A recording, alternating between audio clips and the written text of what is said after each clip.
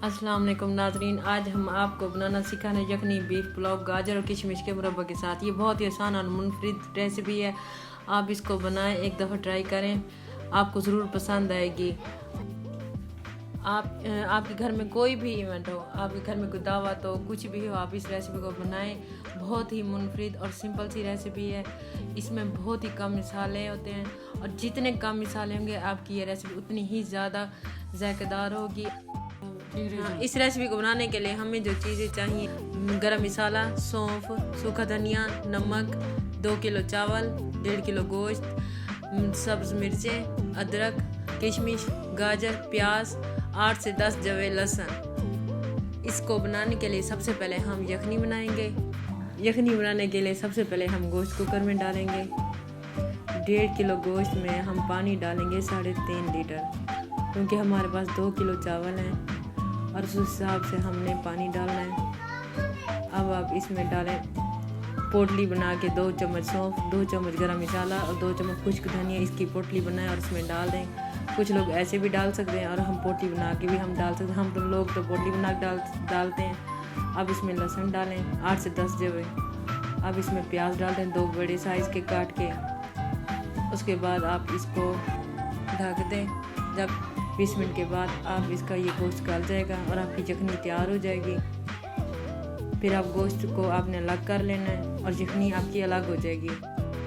पुलाव बनाने के लिए हम सबसे पहले पतीले में अपने डालेंगे 2 कप घी,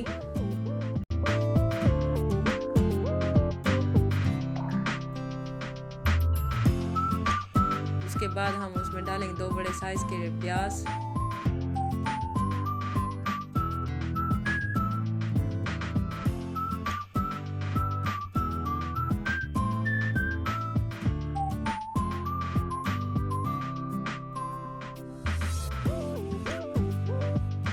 जब ये ब्राउन हो जाएंगे तो फिर हम इसमें डालेंगे 2 बड़े साइज़ के टमाटर। अगर आप टमाटर नहीं डालना चाहते तो आप ना डालें। इसमें जितने भी कम मसाले होंगे उसका जायका उतना ही ज़्यादा अच्छा होगा। बीफ पुलाव में जितने भी मसाले कम होंगे जायका उतना ही अच्छा होगा। यखनी में हमने पहले भी नमक डाला हुआ है, थोड़ा सा आप इसमें और डाल दें। ग्रीन चिली डाल सकते हैं आप, ना डालें तो आप ना भी डालें।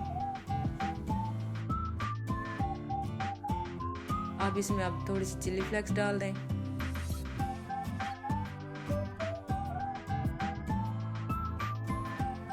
थोड़ी सी इसको भुनाई करेंगे। अब हम इसमें थोड़ा सा गरम मसाला और भी डाल सकते हैं, क्योंकि हम वो यखनी से पोटली तो हम निकाल लेंगे।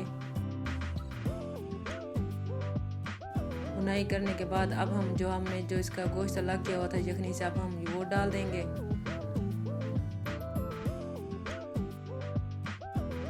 उसके बाद थोड़ी सी हम इसकी भुनाई करेंगे।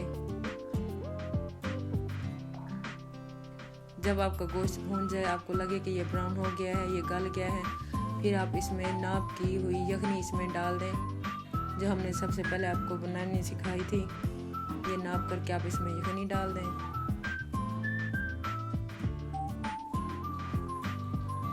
यखनी डालने के बाद फिर आप इसको ढक दें।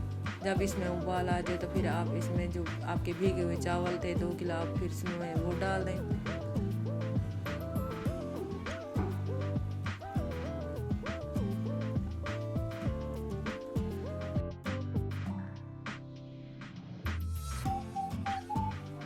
ये इसको उबाल आ गया है। अब हम इसमें चावल डालेंगे।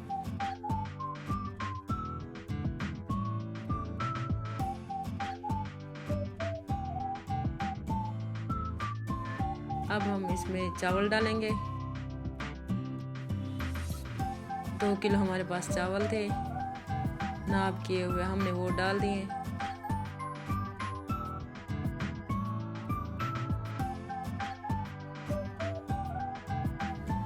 ये देखें, ये अच्छी तरह से एक दफ़ा आप इसको हिला लें। ये देखें, माशाल्लाह खुशबू भी कितनी अच्छी आ रही है, देखने में भी अच्छे लग रहे हैं। रेसिपी वो हो जो देखने में भी अच्छी लगे और खाने में भी अच्छी लगे। अब हमने इसको ढक दिया है। अब हम आपको बनाना सिखाएंगे, गाजर और किशमिश का मुरब्बा। इसके लिए हम पहले डालेंगे 1.5 कप पानी। उसके बाद आप बड़ी साइज की 2 बारीक कटी हुई गाजर डाल दें। गाजर डालने के बाद आप डालें इसमें किशमिश, आप देसी ले सकते हैं या जो भी आपके पास मौजूद आप वो ले सकते हैं। उसके बाद 3 चम्मच आप इसमें डाल दें घी, नहीं है अगर आपके पास आप ऑयल डाल दें। उसके बाद आप 1 कप डालें इसमें चीनी। जब आपको लगे इसमें पानी इसका खुश्क हो गया है, इसको अच्छी तरह हिलाएं और पानी खुश्क होने के बाद आप इसे डिश आउट कर लें। और जो हमारा ये देखें, ये देखो माशाल्लाह, ये हम आपको ये देखें ये कितनी अच्छी खुशबू आ रही है। ये हमने जो ढक्कन लगाया था, ये देखें ये चावल आप चारों साइडों से इसको हिला के इस पतीले को आप हिलाते जाएं ताकि आपके चावल ना टूटें। और ये देखें जो हमने मुरब्बा बनाया था, अब हम इसको दम लगाने से पहले हम इसको फैला के सारा डाल देंगे। ये देखिए आप चारों साइडों पे आप इसको डालते जाएं ताकि देखने में ये अच्छी लगे और खाने में भी ये अच्छी लगे। ये देखें आहिस्ता आहिस्ता करके आप इसको डालते जाएं।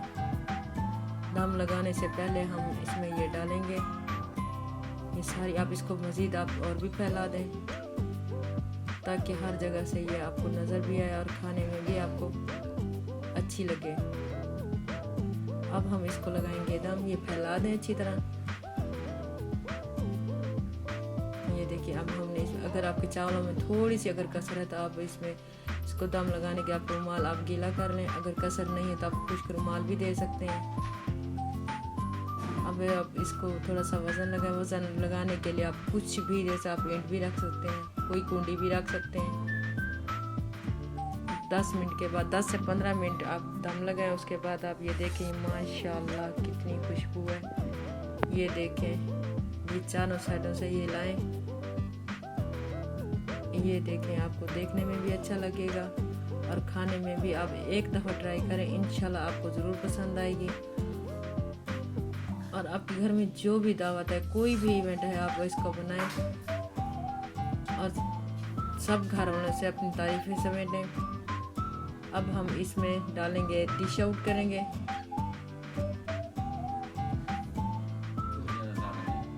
ये देखें ये अब हम इसको डिश आउट कर दिए।